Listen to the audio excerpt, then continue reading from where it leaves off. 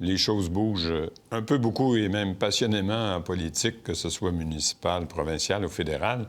Et pour terminer notre saison, bien, celui qui est avec nous, c'est Paulo Dantas, parce qu'on va faire le tour, une dernière fois avant les vacances, de la situation politique à la fois sur la Rive-Sud, mais dans les comtés aussi de la grande région. Paulo Dantas, bonjour. Bonjour, M.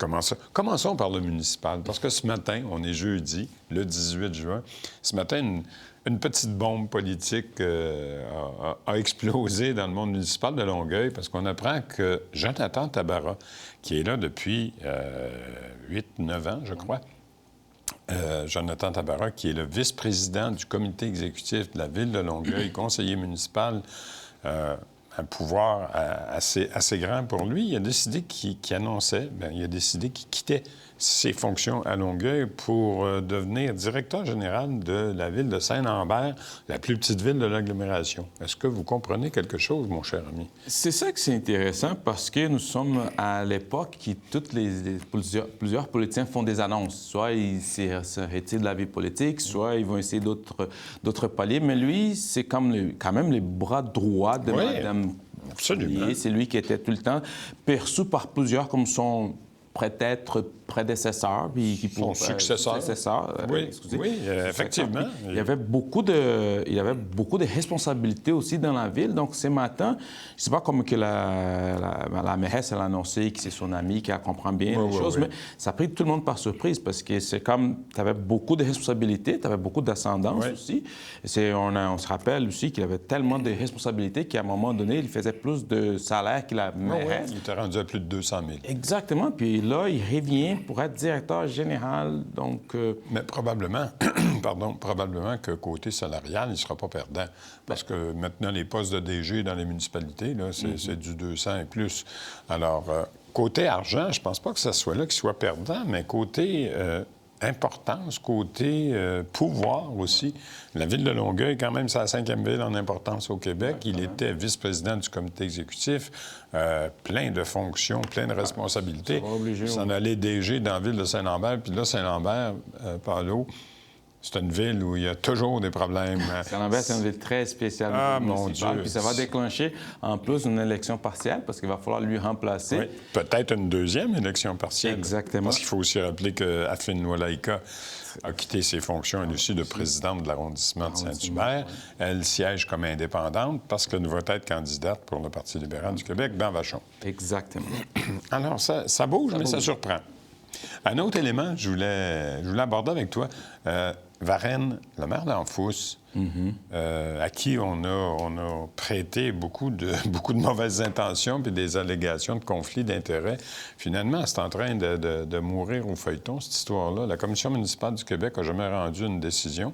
Puis hier, il y a quelqu'un qui me racontait, qui a vu Martin d'Anfous récemment. Il dit, je pense qu'il a vieilli de 10 ans là, en quelques mois, tellement... Toute cette histoire-là l'a affecté.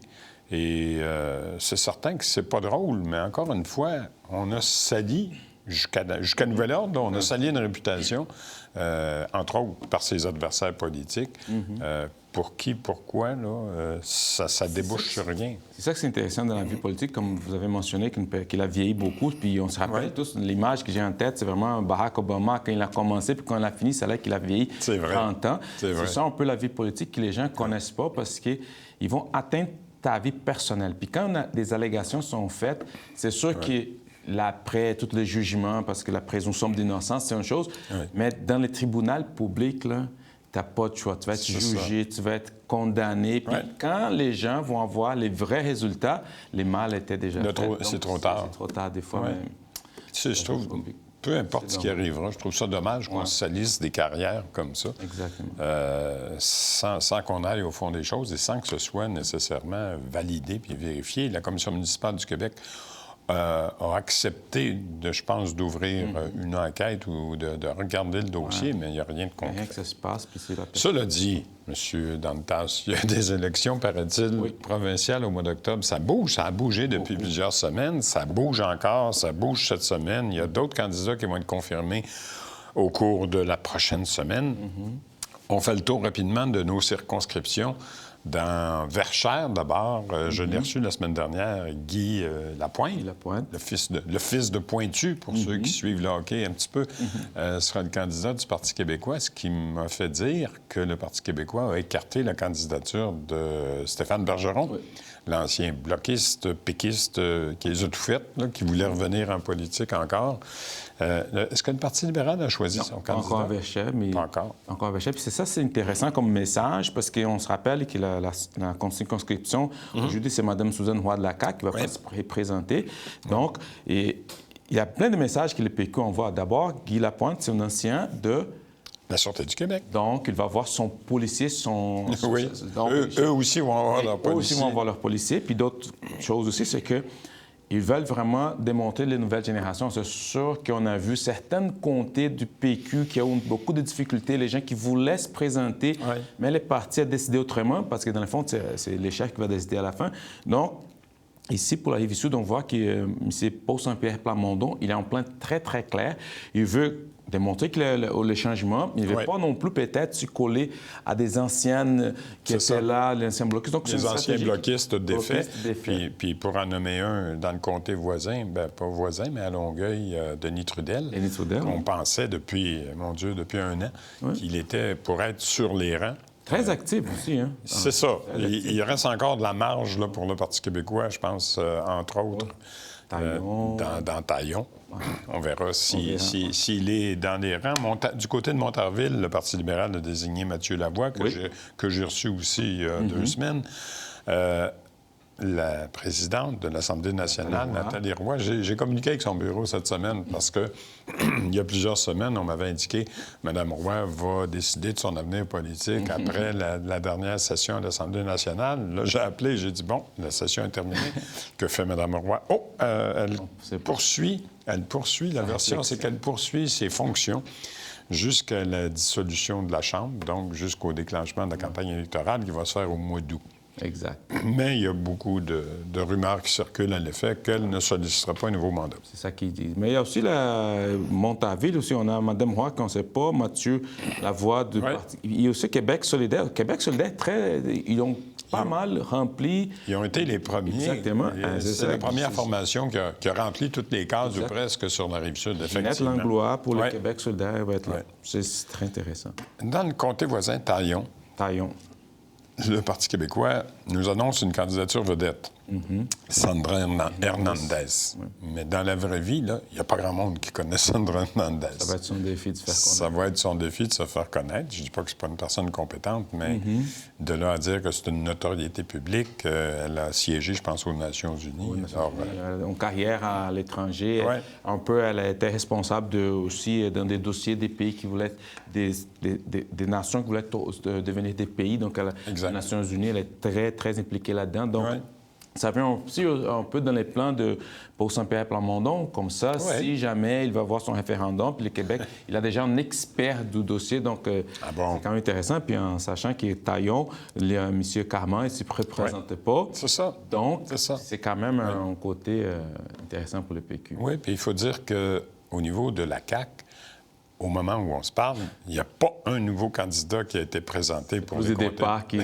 Il y a plus de départs que d'arrivées. Il y a dans le comté voisin Marie-Victorin, Shirley Dorismont. Ça, c'est une caquiste qui a annoncé qu'elle se représentait.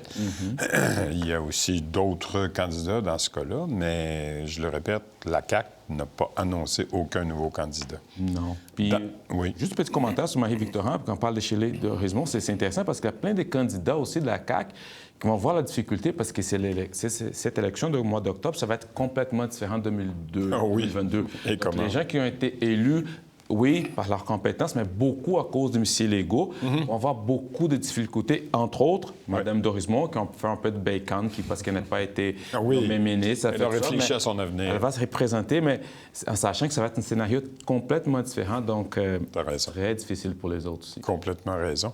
Dans la circonscription voisine, Pierre Laporte, on a vu tantôt Isabelle Poulet qui a fait son testament politique. Elle a même indiqué qu'elle serait disponible pour d'autres formations, mais je pense pense pas que le téléphone sonne beaucoup. Cela dit, il y a une convention qui va se tenir, je pense que c'est lundi. Oui, lundi ou mardi. Lundi ou mardi, début de semaine prochaine, pour le Parti libéral. On l'avait annoncé, on l'avait reçu ici il y a plusieurs semaines. David Bowles devrait être confirmé le candidat du Parti libéral. Très fort candidat. Donc, il est très connu de son comté. C'est un ici il était un directeur de collège ici, Charlemagne. Donc, Mme Poulet, c'est sûr que pour elle, elle a essayé d'aller vers les PQ, les PLQ, mais ça n'a pas marché pour elle, donc c'est fini. Mais David Bowles, donc, je pense qu'avec lui, les PLQ va essayer fortement de récupérer cette comté. Donc, ça s'annonce très bien pour les PLQ, pour certaines comtés, entre autres, avec une candidate de qualité comme M. Bowles. Parce qu'il y a le Parti québécois aussi qui a désigné sa candidate, qui est Anne-Sophie Maguire-Armand. On a failli la recevoir 2 fois, puis Madame s'est désistée à 2 reprises. Alors, on verra là aussi où ça mène. Dans la pinière, à côté, Linda Caron est bien en selle. Elle a eu sa convention. Elle est la candidate du Parti libéral. À date, je pense qu'il n'y a pas eu d'autres candidats. Juste Québec solidaire qui a annoncé Jacinthe Chapelot, une fille nouvelle. C'est quand même une jeune musicienne aussi, mais à date, Madame Caron, elle est bien en selle dans la pinière. Donc, je pense que les autres vont avoir la difficulté à la battre. Mais... À côté, dans Vachon, ça va être la bataille de Vachon. Ça va être intéressant. Ça va être la bataille de Vachon parce que Yann Lafrenière, le vice-premier ministre, le ministre de la Sécurité intérieure, sollicitera un nouveau mandat. Mais il ne sera pas seul. Tantôt, on l'a évoqué du côté de Longueuil, Afine Nwalaika est la candidate du parti. Très connue dans le comté. Aussi. Elle a été présidente. Elle était présidente de l'arrondissement de Saint-Hubert aussi. Oui, et puis là, elle représente elle a été élue par acclamation. Il n'y a personne qui se sont présentés contre elle. Donc, sa face était très, très encore dans la tête des gens dans l'élection.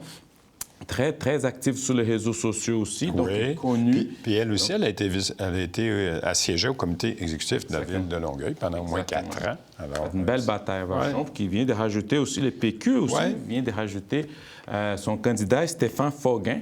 C'est un... lui, je le connais pas. Oui, c'est un ingénieur, puis c'est un spécialiste. Il était, je ne me rappelle pas, si je ne me trompe pas, il était porte-parole pour toutes ces migrations, communautés culturelles, aussi très actif au niveau de l'immigration pour les PQ. Donc, je pense que ça va être une grosse bataille à Vachon. Bien des choses à suivre. Exactement. Donc, il nous reste... Puis on verra, évidemment, les sondages actuellement font en sorte qu'il y a plus ou moins 3 partis qui sont vraiment nez à nez, côte à côte. Alors, ça va être intéressant. Et ça va être intéressant de le suivre tout au cours de l'été aussi. Merci beaucoup d'avoir été avec nous encore aujourd'hui. Puis je le disais tantôt, c'est notre dernière émission avant la pause estivale, ce qui veut dire qu'on va se retrouver en quelque part à la mi-août, parce que ça va encore débouler au niveau politique. Alors on reviendra avec plein de nouvelles entrevues aussi. On continue, vous vous en doutez bien, de le suivre malgré tout. Vous me permettrez, cela dit, de remercier toute l'équipe ici qui fait en sorte que l'émission existe et est diffusée à chaque semaine. Je pense à Steven, à Dimitri, à Franklin, à Suzanne. Tout le monde est là pour supporter, et Geneviève aussi, bien sûr, qui est à l'accueil à chaque semaine avec nous. Merci à tout le monde, et puis je vous souhaite, dans mon cas, un bon été. Si jamais vous me cherchez surtout du côté d'un golfe ou du côté d'un lac où je serai probablement à la pêche, parce que ça va faire partie de mes activités estivales. Je le répète, on se retrouve à la mi-août. Bon été à tout le monde, et amusez-vous bien la semaine prochaine. Il y a des festivités, Saint-Jean, Fête du Canada. Profitez-en. À bientôt.